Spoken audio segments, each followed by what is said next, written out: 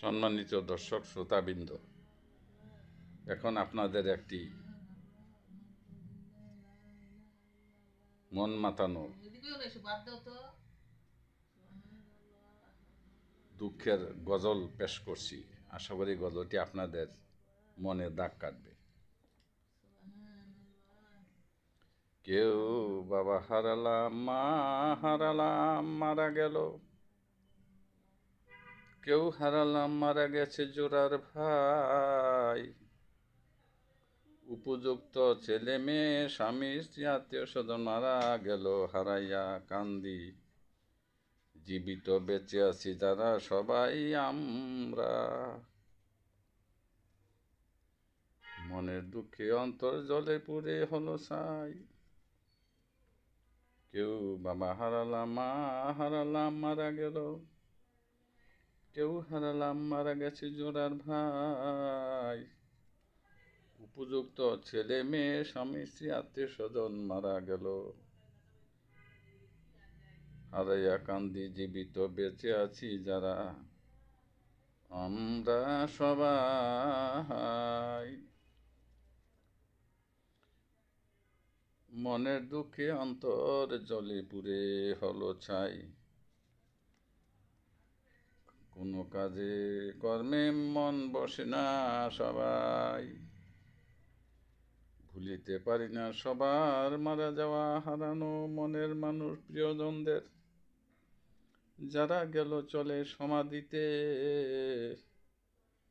তাদের জন্য দোয়া করি খোদার কাছে, সুখে যেন রাখে তাদের কবরে, বেহেশত নসিব করে। আমাদের কেউ বাবা হারালাম, মা হারালাম, মারা গেল। কেউ হারালাম, মারা গেছে ঝোরার ভাই। উপযুক্ত ছেলে মেয়ে, স্বামী স্ত্রী, আত্মীয় স্বজন মারা গেল হারাইয়া কান্দি। জীবিত বেঁচে আছি যারা আমরা সবাই। মনের দুঃখে অন্তর জলে পুড়ে আমাদের সবার হলো ছাই। ভুলিতে পারি না সবার মারা যাওয়া হারানো মনের মানুষ, প্রিয়জনদের মারা গেল চলে সমাধিতে। তাদের জন্য দোয়া করি খোদার কাছে, সুখে যেন রাখে তাদের কবরে, বেহেশত নসিব করে। আমাদের কারো কারো কেউ বাবা হারালাম, মা হারালাম, মারা গেল। কেউ কেউ হারালাম মায়ের পেটের জোড়ার ভাই। ছেলে মেয়ে, স্বামী স্ত্রী, আত্মীয় স্বজন মারা গেল হারাইয়া কান্দি। জীবিত বেঁচে আছি যারা আমরা সবাই। মনের দুঃখে অন্তর জলে পুড়ে